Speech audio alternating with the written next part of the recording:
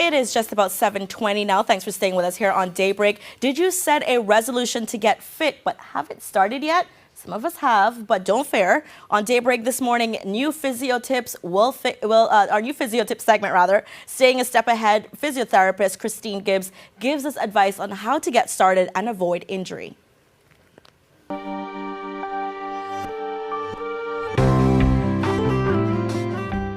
Good morning, I'm Christine Gibbs, physiotherapist at A Step Ahead Physiotherapy in Governors Square, and I'm with you this morning to give you some tips on how to achieve your New Year's resolutions without getting injured. Set short and long-term goals. If you want to lose weight, set a total amount, but also a weight you want to lose every month. If you want to run the marathon in December, run a 5K in a few months. That way, you can achieve smaller goals and feel confident finally meeting your long-term goals. And lastly, put it on the calendar. Make yourself accountable. Put it in your BlackBerry to ring every day at a certain time where you have to go work out. That way you know it's time to go achieve your goals. Next, you need to figure out what you want to do. It needs to be appropriate for your fitness level. Many classes and exercises are great, but they might not be right for you. It might be at a too high of a level. If you pick a class, you need one that suits your needs.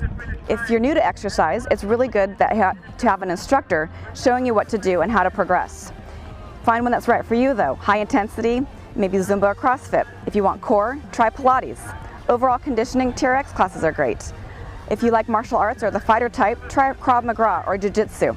Find something that you're interested in and you'll be more keen to stay with it. If you need somebody to show you what to do, hire a personal trainer. It's excellent if you're new to exercise.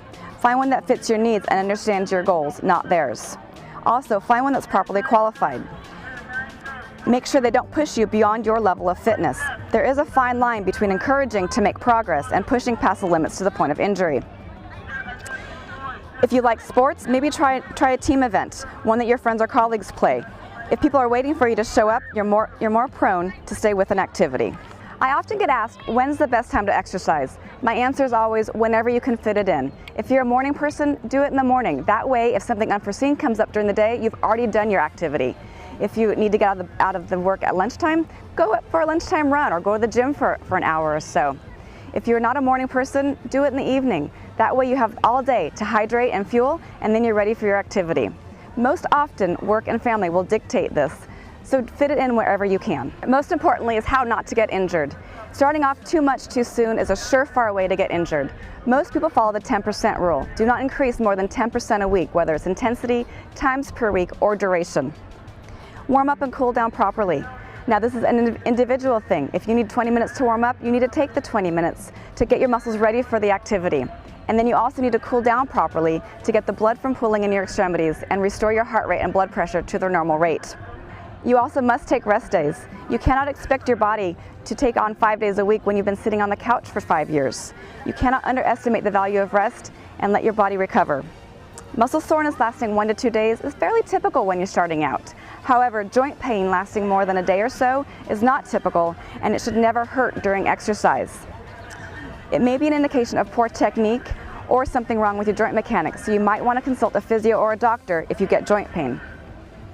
The most common beginner mistakes are daily exercise. Most people think that if they do it daily, they'll see results sooner, but that's a surefire way to wind up injured.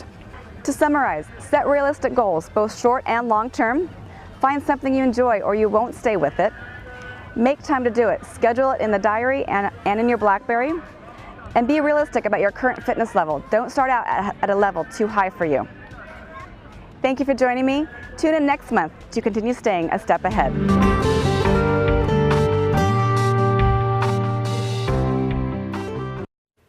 And as Christine mentioned, tune in for next month's Physio Tips. Staying a Step Ahead airs the last Wednesday of every month. And if you'd like to get more information, you can certainly contact Christine or the team at A Step Ahead Physiotherapy. You can contact them or give them a call rather at 745-ASAP. That's 745-2727. You can also send them an email at any info you need at stepaheadphysio.com. Visit their website, stepaheadphysio.com, or stop by their offices at Governors Square. All right, everyone. After the break, details on a concert hosted by Pulse Entertainment. You don't want to miss it. Stay with us.